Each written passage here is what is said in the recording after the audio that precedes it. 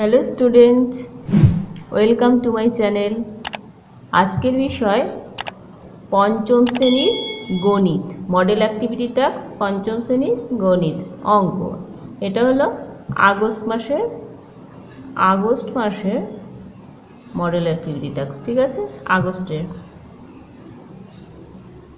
এখন এক নম্বরে কি আছে দেখো, বহুমুখী উত্তরধর্মী প্রশ্ন, এমসিকিউ। কয়ে 2/3 একটি সমতুল্য ভগ্নাংশ হলো 2/3, এটা একটি ভগ্নাংশ, এর একটি সমতুল্য ভগ্নাংশ হলো কি? সমতুল্য ভগ্নাংশ কাকে বলে?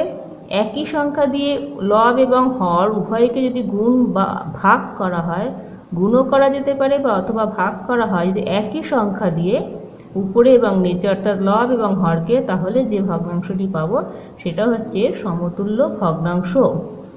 এখানে যেমন কি আছে, 2/3 এর প্রথমটা কি আছে, 2 গুণ 3, নিচে 3 গুণ 2, অর্থাৎ উপরে লবকে গুণ করা হয়েছে 3 দিয়ে আর 3কে গুণ করা হয়েছে 2 দিয়ে, দুটো কিন্তু অন্য সংখ্যা, তাহলে এটা কি সমতুল্য ভগ্নাংশ হবে? হবে না, কারণ এটা একটা অন্য ভগ্নাংশ। 2/3 একে যদি আমি গুণ 3 করি আর নিচেটা যদি গুণ 2 করি, তাহলে কি হচ্ছে, 3 দুগুণে 6 আসছে আর নিচেও 3 দুগুণে 6, 6 কেটে গেলে হয়ে যাচ্ছে 1।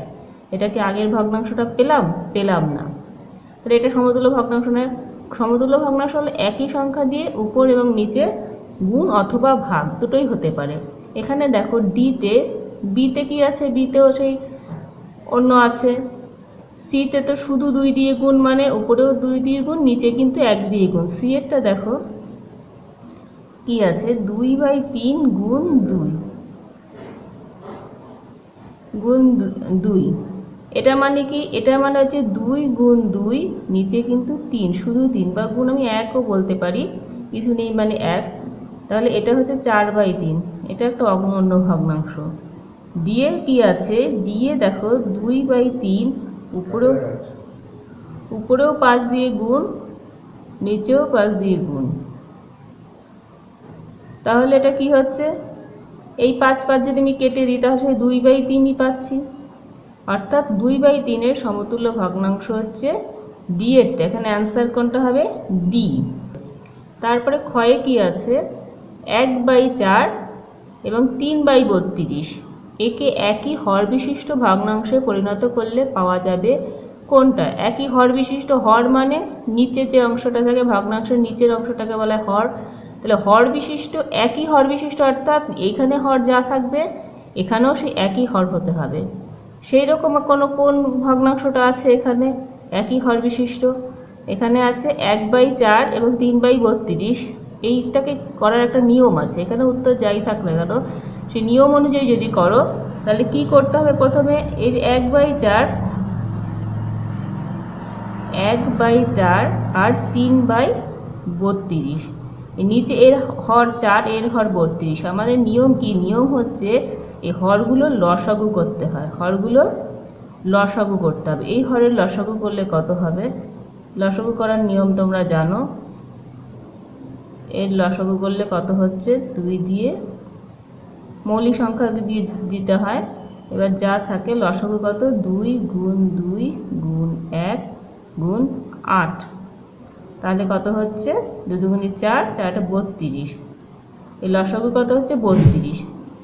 তখন কি করতে হবে, এই 1/4 এর নিচে 32 আনতে হবে। এর নিচে 32 আমি কখন পাবো, 4কে 8 দিয়ে গুণ করলে 32 পাবো। 4কে যদি 8 দিয়ে গুণ করি, আমাকে 1কেও 8 দিয়ে গুণ করতে হবে, বোঝা গেল? তাহলে আমরা কি পাচ্ছি, এই ভগ্নাংশটার মান পাচ্ছি 8/32।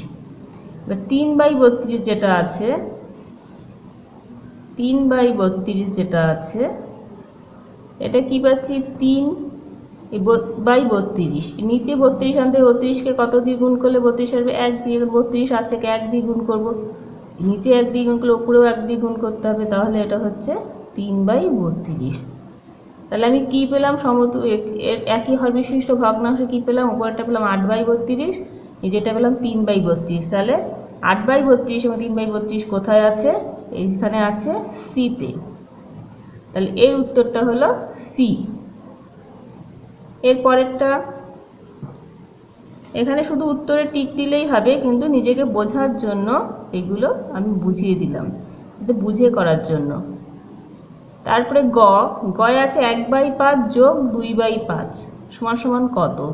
এখানে দেখো একই হর রয়েছে, নিচে এখানে 1/5 2/5, এগুলো যোগ করে কি করে যোগ করে দেখিয়ে দিচ্ছি। 1/5 যোগ 2/5 কী করে যোগ করব, নিচে দুটোই 5, তাহলে লসাগু 5, দুটো 5-এর লসাগু 5, 5 আর 5-এর লসাগু কত 5, 5 5 দিয়ে দিলে 5 অক্ষে 5, 5 অক্ষে 5, তাহলে লসাগু কত হলো 5, 5 লিখলাম নিচে। তাহলে উপরে কি আছে, এখানে 5 আর 5-এর লসাগু যেহেতু 5, 5 অক্ষে 5, 1 অক্ষে 1, এখানে 5 ভাগ 5 করলে কত 1, 2 অক্ষে 2 সমান সমান কত হচ্ছে 3/5। 3/5 এটা খুব সহজ উপায়, নিচে একই ভগ্নাংশ হর থাকলে উপরে দুটো ডাইরেক্ট যোগ করলেই কিন্তু হয়ে যায়। নিচে যদি একই হর থাকে তাহলে উপরে দুটো সংখ্যা এমনি যোগ করে দিলে 2 আর 1 3, 3/5, এটা শর্টে করা যায়, এটা আমি দেখিয়ে দিলাম, ওটা শর্টে করা যায়। তাহলে এর আনসার কত হবে 3/5। এখানে কোথায় আছে 3/5, ডিতে আছে 3/5, তাহলে এর আনসার হলো ডি। তারপরে ঘয়ে কি আছে 6/5/3 একটি কি ধরনের ভগ্নাংশ, প্রকৃত ভগ্নাংশ না অপ্রকৃত ভগ্নাংশ না মিশ্র ভগ্নাংশ না দশমিক ভগ্নাংশ। এখানে ভগ্নাংশ আমরা কত প্রকার, 3 প্রকার, এখানে 4 প্রকার ভগ্নাংশ। তার মধ্যে সামান্য ভগ্নাংশ যেগুলো হয় যেখানে দশমিক থাকে না, একটা হচ্ছে দশমিক ভগ্নাংশ, দশমিক ছাড়া যেটা হয় সেটা হচ্ছে সামান্য ভগ্নাংশ। সামান্য ভগ্নাংশের 3টে ভাগ, প্রকৃত ভগ্নাংশ, অপ্রকৃত ভগ্নাংশ, মিশ্র ভগ্নাংশ। প্রকৃত ভগ্নাংশ কোনগুলো, যেগুলো হর বড় লব ছোট, হর বড় লব ছোট, এই ধরনের ভগ্নাংশ বলে প্রকৃত ভগ্নাংশ। অর্থাৎ 2/3, অর্থাৎ এটা কি ধরনের ভগ্নাংশ, এটা হচ্ছে প্রকৃত ভগ্নাংশ, উপরেটা ছোট নিচেরটা বড়, হর বড় লব ছোট। আর অপ্রকৃত ভগ্নাংশ ঠিক তার উল্টোটা, 3/2 যদি আমি বলি, অর্থাৎ হর ছোট লব বড়, বা অন্য কোনো যদি সংখ্যা নিয়ে 15/11, এটা কি, এটাও অপ্রকৃত, উপরের সংখ্যাটা যদি বড় হয় তাহলে এটা অপ্রকৃত ভগ্নাংশ। অর্থাৎ মিশ্র ভগ্নাংশ কি, মিশ্র ভগ্নাংশ যার মধ্যে যেমন কিছু ভগ্নাংশ 1/2/3, এটার মধ্যে একটা পূর্ণ সংখ্যা রয়েছে তার সাথে একটা ভগ্নাংশ রয়েছে, এই ধরনের ভগ্নাংশকে বলে মিশ্র ভগ্নাংশ।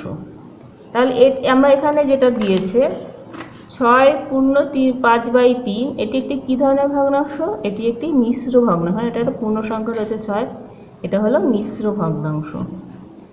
তাহলে একেরগুলো হয়ে গেল। এবার 2-এ কি বলেছে, সত্য ও মিথ্যা, অর্থাৎ ট্রু ফলস। ট্রু ফলস কি আছে, 2-এর 3 ও 2 পরস্পর মৌলিক সংখ্যা, 3 ও 2কে বলেছে পরস্পর মৌলিক। পরস্পর মৌলিক সংখ্যা কাকে বলে, যে দুটি সংখ্যার মধ্যে কোনো সাধারণ গুণনীয়ক থাকে না বা সাধারণ উৎপাদক থাকে না, সেটা তারা নিজেরাও মৌলিক সংখ্যা হতে পারে, আবার নিজেরা মৌলিক সংখ্যা নাও হতে পারে, কিন্তু তাদের মধ্যে কোনো পরস্পর সাধারণ গুণনীয়ক থাকবে না। 3-এর গুণনীয়ক 1 আর 3, 2-এর গুণনীয়ক 1 আর 2, এরা নিজেরাই মৌলিক সংখ্যা, এরা পরস্পর মৌলিক সংখ্যা হতে পারে। তাহলে এটা হচ্ছে সত্য, এটা হচ্ছে টি, এরা পরস্পর মৌলিক সংখ্যা, নিজেরাও মৌলিক সংখ্যা, আবার পরস্পর মৌলিক সংখ্যা। তারপরে 0.5 বলেছে লেস দেন 0.05, অর্থাৎ এটা ছোট আর এটা হচ্ছে বড়। আদৌ কি তাই, তাহলে আমরা এটা কী করে বার করব কোনটা ছোট কোনটা বড়।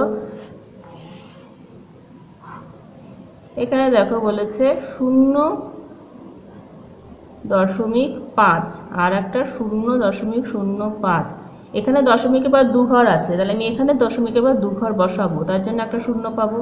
কী করে দশমিকের পর সংখ্যা 0 বাড়িয়ে, দশমিকের পর এটাও 2 ঘর হলো এটাও 2 ঘর হলো, দশমিক বাদ দিয়ে এটা কত 50 আর এটা কত 5, তাহলে কোনটা বড়, 50 বড়, 5 ছোট। তাহলে আমরা কি পাবো, তাহলে কিন্তু এখানে বলেছে 0.05 ছোট, লেস দেন 0.05, এটা তাহলে সত্যি না মিথ্যা, এটা মিথ্যা, কারণ আমরা দেখলাম 0.5টা কিন্তু আসলে বড়। বোঝা গেল এটা। এবারে গয়ে দেখো দুটো সরল রেখা দিয়েছে, সরল রেখা, এটা কিন্তু সরল রেখা, দুদিকে একটা তীর চিহ্ন দিয়েছে, মানে এরা দুদিকেই আবার এদেরকে বাড়ানো যেতে পারে। এর সরল রেখা, যে সব রেখাকে দুদিকে উভয় দিকেই বাড়ানো যেতে পারে সেটা হচ্ছে সরল রেখা। যদি বাড়ানো না যায়, তাদের একটা নির্দিষ্ট বিন্দু থাকে, প্রান্ত বিন্দু থাকে, তখন তাদের বলা হয় সরল রেখাংশ। এখানে সরল রেখা দুটি পরস্পরছেদী সরল রেখা। তাই কি পরস্পরছেদী কি মানে একজন আর একজনকে ছেদ করে যাবে। এখানে ছবিতে হয়তো ছেদ করেনি, কিন্তু আমি এই সরল রেখাগুলোকে যদি বাড়িয়ে দিই তাহলে কিন্তু এরা পরস্পরকে ছেদ করছে। অর্থাৎ এরা কিন্তু পরস্পরছেদী সরল রেখা, কারণ এদেরকে বাড়ানো যেতে পারে। যে তীর চিহ্নটা উল্লেখ, এটা তীর চিহ্ন দেওয়া আছে, এটা নির্দেশ করছে যে সরলরেখা দুটোকে বাড়ানো যেতে পারে, এবং বাড়িয়ে দিলে সরলরেখা দুটো কিন্তু পরস্পরকে ছেদ করবে। অর্থাৎ এখানে সরলরেখা দুটি পরস্পরছেদী সরলরেখার কথাটা ঠিক। এটাও তাহলে টি। তারপরে আছে আয়তাকার চিত্রের পরিসীমা। আয়তাকার চিত্রের পরিসীমা কি? এখানে দুইটা দৈর্ঘ্যের সাথে আছে, তাহলে এখানে আমরা বলতে পারি 2 গুণ দৈর্ঘ্য যোগ প্রস্থ। এখানে দুইটা শুধুমাত্র দৈর্ঘ্যের সাথে গুণ আছে, প্রস্থের সাথে কিন্তু নেই। কিন্তু আয়তাকার চিত্রের পরিসীমার ফর্মুলা কি? আয়তাকার চিত্রের পরিসীমার ফর্মুলা হচ্ছে 2 গুণ দৈর্ঘ্য যোগ প্রস্থ। অর্থাৎ এই যে ব্র্যাকেটটা, এই ব্র্যাকেটটা দেওয়ার মানে দৈর্ঘ্য এবং প্রস্থের যোগফলকে 2 দিয়ে গুণ, অর্থাৎ 2 দিয়ে দৈর্ঘ্যকে দুটো দৈর্ঘ্য এবং দুটো প্রস্থ, এই টোটাল যোগফলটা হচ্ছে পরিসীমা। কিন্তু এখানে যেহেতু ব্র্যাকেটটা দেওয়া নেই, শুধু 2 গুণ দৈর্ঘ্য আছে, যোগ প্রস্থ আছে, ব্র্যাকেটটা দেওয়া নেই, সুতরাং এই কথাটা কিন্তু ভুল। এখানে এটা সঠিক নয়। সঠিক হচ্ছে 2 গুণ দৈর্ঘ্য যোগ প্রস্থ, সেটা ব্র্যাকেটের মধ্যে রাখতে হবে। তাহলে এটা কি হলো? এটা হচ্ছে ফলস। এরপরে হচ্ছে 3 নম্বরে কি বলেছে? ফাঁকা স্থান পূরণ করো। 3-এর ক, এটা হচ্ছে রুট, এটাকে বলে রুট, অর্থাৎ বর্গমূলের চিহ্ন। রুট 144 সমান সমান কত? তাহলে 144-এর বর্গমূল করতে হবে, করে দেখতে হবে কত হয়, সেটা এখানে বসাতে হবে। কি করে 144-এর বর্গমূল করব আমরা? 144-এর বর্গমূল কি উৎপাদকের সাহায্যে করব। উৎপাদক কি করে? প্রথমে কি উৎপাদক সাধারণত মৌলিক সংখ্যা দিয়ে দিতে হবে। ছোট থেকে মৌলিক সংখ্যাগুলো আমরা চেষ্টা করব। প্রথমে 2, এটা যেহেতু জোড় সংখ্যা 2 দিয়ে যাবে, 7 দুগুণী 14, 2 দুগুণী 4, আবার 2 দিয়ে দেব, এইভাবে 36, 36 দুগুণী 72, 2 দিয়ে 18, 18 দুগুণী 36, 2 দিয়ে 9 দুগুণী 18, 3 দিয়ে 3 থেকে 9, এই গেল। তাহলে 144, এগুলো নিশ্চয়ই করেছো তোমরা এভাবে বর্গমূল। 144 সমান সমান কত হবে? 2 গুণ 2 গুণ 2 গুণ 2 গুণ 3 গুণ 3। এবার তাহলে রুট 144 কত? এটা এই রুট করতে গেলে, বর্গমূল করতে গেলে আমরা কি করি? দুটো সংখ্যাকে আলাদা করে স্কয়ার লিখি আমাদের বোঝার সুবিধার জন্য। দুটো 2-এর জন্য আমরা বললাম 2 স্কয়ার গুণ এই দুটো 2-এর জন্য 2 স্কয়ার, এই দুটো 3-এর জন্য 3 স্কয়ার আলাদা করে নিলাম। তাহলে রুট 144 তাহলে কত হবে? সমান সমান রুট 2 স্কয়ার গুণ 2 স্কয়ার গুণ 3 স্কয়ার সমান সমান, এইবার রুট উঠে গেলে স্কয়ারগুলো উঠে যায়, স্কয়ার সেই জন্যই স্কয়ারগুলো দেওয়া। এখানে রুট উঠে গেল মানে স্কয়ারগুলো উঠে গেল, তাহলে থাকলো 2 গুণ 2 গুণ 3 সমান সমান কত? 2 দুগুণে 4, 3 4 12। তাহলে রুট 144 সমান সমান কত হলো? 12। তাহলে এখানে অ্যান্সারটা কত হবে? রুট 144, এই বক্সের মধ্যে অ্যান্সারটা হবে 12। ঠিক আছে, এগুলো খাতায় টুকে করবে, দরকার হলে পাশে এরকম রাফ করে দেবে, তাহলে টিচারদের দেখতে সুবিধা হয়। তারপরে আছে কত? ক্ষয়ে 18/18 বিয়োগ 15/18। একে বিয়োগ করে লঘিষ্ঠ আকারে লিখতে হবে। এখানে দেখছি আগে বলেছিলাম যদি হর যদি নিচে একই হয় তাহলে আমরা উপরেরটা ডাইরেক্ট যোগ বা বিয়োগ করে দিতে পারি। এখানে হর দুটোই 18 আছে, তাহলে আমরা উপরে 18/18 বিয়োগ 15 করে দিতে পারি একবারে। কীভাবে? এটা আছে 18/18, 18/18 বিয়োগ 15/18। তাহলে একে বিয়োগ করে আর নিচে 18 থাকলো, উপরে 18 বিয়োগ 15, তাহলে সমান সমান কত হলো? 3/18। এবার এখানে বলেছে লঘিষ্ঠ আকারে লেখো। লঘিষ্ঠ আকারে এটাকে ছোট করতে হবে। 3 দিয়ে 18কে 3 আঁকে 3, 3 6 18, তাহলে হলো 1/6। তাহলে অ্যান্সার আমি কত পেলাম? 1/6। তাহলে এখানে উত্তরটা হবে 1/6।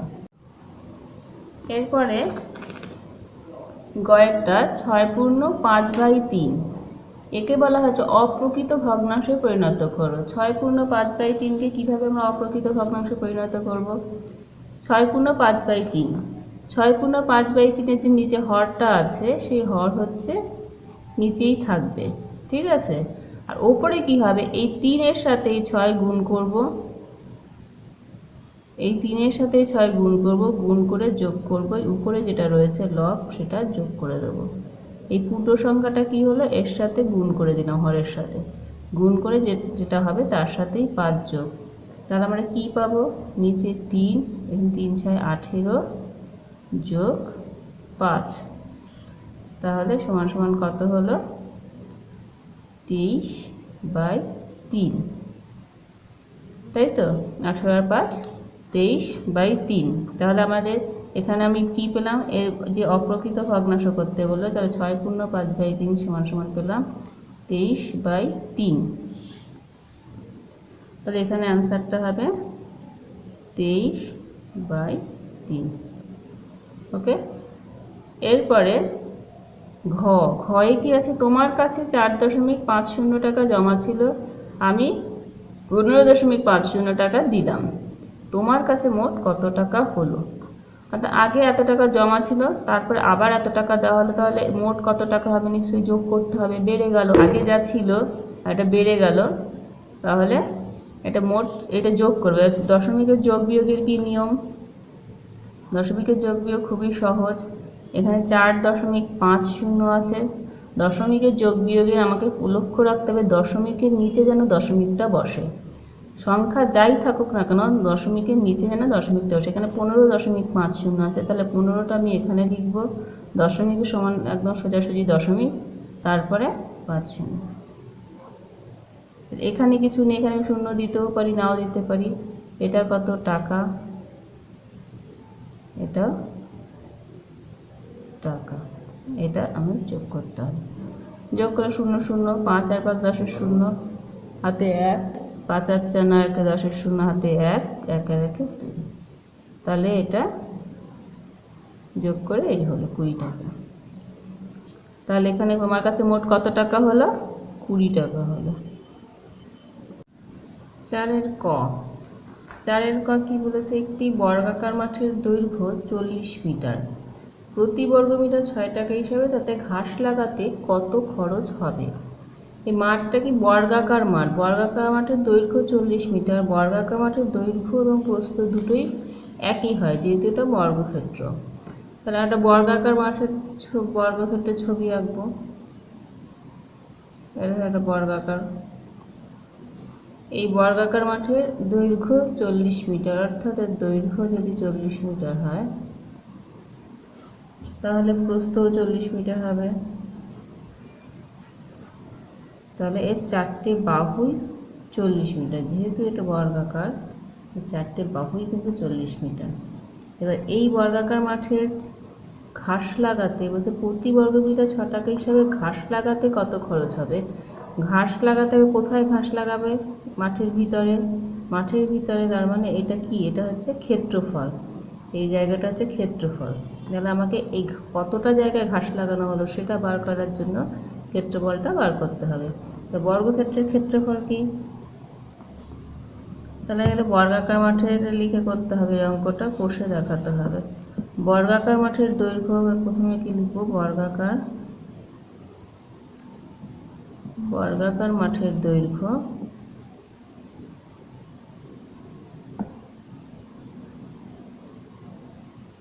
কত 40 মিটার। সুতরাং ক্ষেত্রফল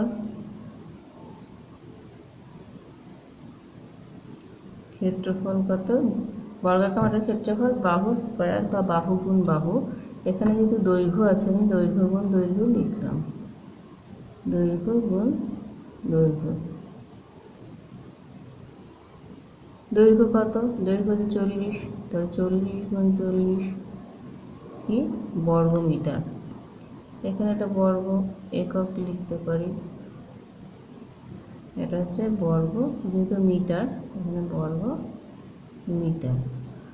তো 40 গুণ 40 কত হবে, 4 4 16, দুটো শূন্য বসে গেল, 1600 বর্গ মিটার।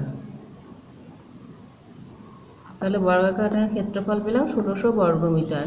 কি চেয়েছে, প্রতি বর্গ মিটার, প্রতি বর্গ মিটার 6 টাকা হিসাবে ঘাস লাগাতে কত খরচ হবে। প্রতি বর্গ মিটার অর্থাৎ 1 বর্গ মিটারে খরচ হয় 6 টাকা, তাহলে 1600 বর্গ মিটারে খরচ হবে কত। তাহলে এটা ওই নিয়মে করতে পারি, 1 বর্গ মিটার ঘাস লাগাতে খরচ হয় কত টাকা, 6 টাকা। তাহলে 1600 বর্গ মিটারে ঘাস লাগাতে খরচ হবে 1600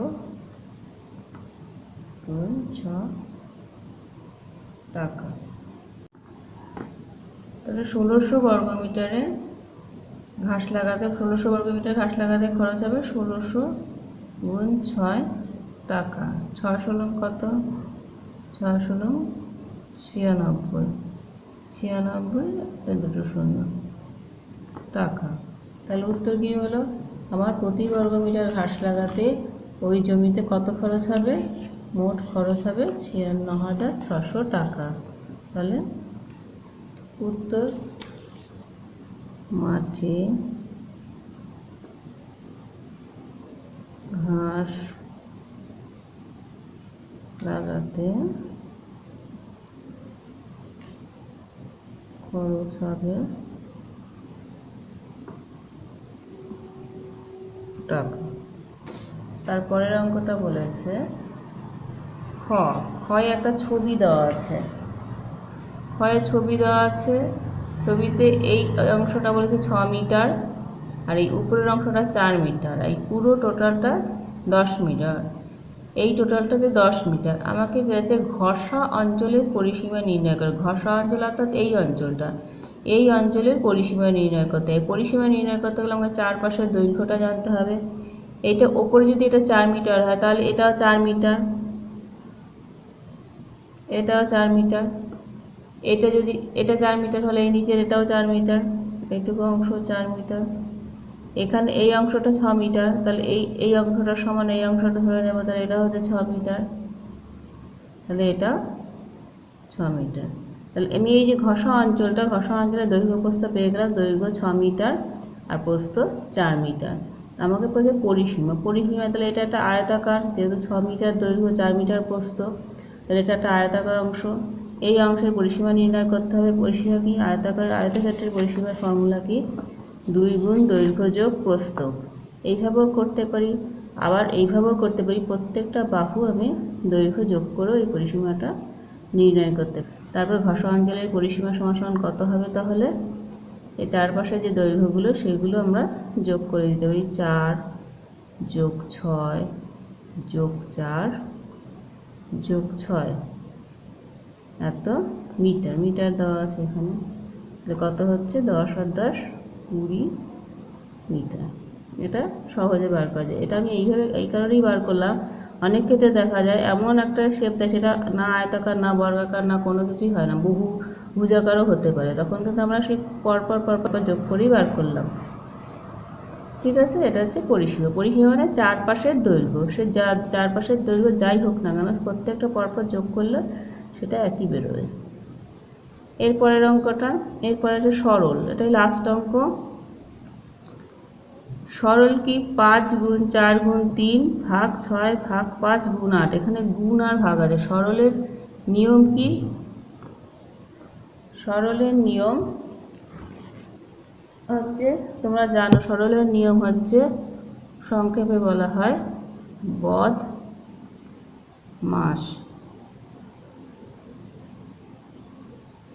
এটা হচ্ছে সরল নিয়ম। প্রথমে যে বদ হবে এইভাবে প্রথমে যে ব্রাকেট, বিফোর হচ্ছে ব্রাকেট, ওতে হচ্ছে অফ অর্থাৎ এর যদি থাকে এর যদি থাকে তাহলে তার কাজ। প্রথমে ব্রাকেটের কাজ, ব্রাকেট 3 রকমের হয়, first bracket, second bracket, third bracket.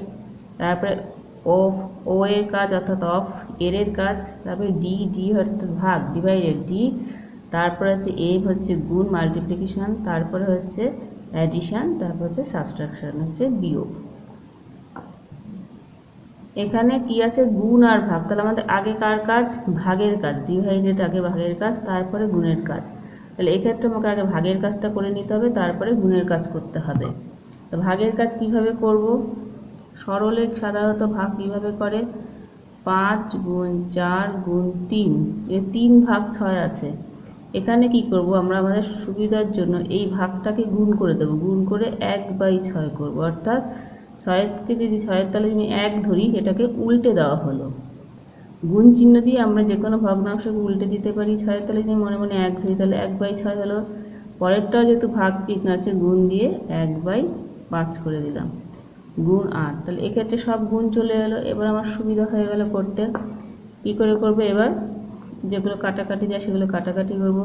3 দিয়ে 6কে কাটে 3 দুগুণী 6, এই 5 কেটে দিলাম। তাহলে থাকলো কত, এই 2 দিয়ে 4কেও কেটে দিলাম, 2 দুগুণী 4। তাহলে উপরে কি থাকলো আবার 2 গুণ 8, আর কিছু থাকলো উপরে 2 গুণ 8, নিচে কিন্তু কিছু নেই। তাহলে হলো 8 দুগুণী 16। তাহলে সরলের উত্তর হলো কত, 16। বোঝা গেল? কারোর কোনো অসুবিধা থাকলে কমেন্ট বক্সে অবশ্যই জানাবে। আর এখনও যদি সাবস্ক্রাইব করা না থাকে, সাবস্ক্রাইব করে বেল আইকনটি প্রেস করে রাখবেন। আমি এরপরে আরও এই ধরনের ভিডিও দেব। কেমন?